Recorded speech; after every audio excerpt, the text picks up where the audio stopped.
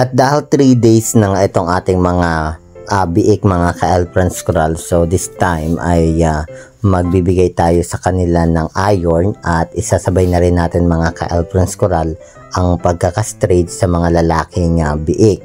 At the same time mga ka-L-Friends Coral ay puputulan din natin sila ng buntot.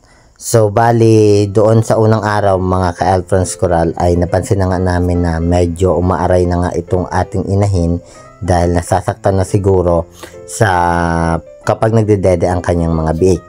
Kaya pinutulan na agad namin. So bali dito sana ngayon sa araw na ito na ibibigay natin itong pagpuputol din ng ngipin. But this time mga ka-L-Friends Coral ay magbibigay lang tayo sa kanila ng iron, antibiotics dahil nagbigay tayo ng sugat sa kanila, lalong higit na mga ka-L-Friends Coral sa mga lalaki nating biik dahil nga sila ay nanggaling or kinastrate natin sila.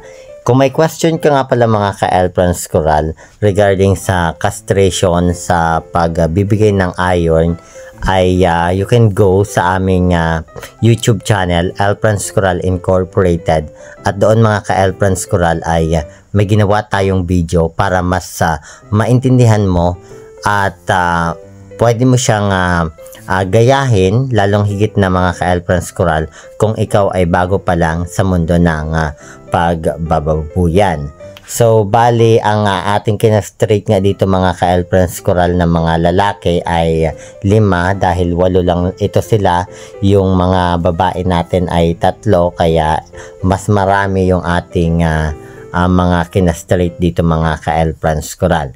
So yan, kung makikita ninyo mga ka-L-Friends Coral, pagkatapos ko mag-conduct ng castration ay syempre sa kabilang liig magbibigay tayo dyan ng antibiotic at sa kabilang liig naman ay magbibigay tayo dyan ng iron.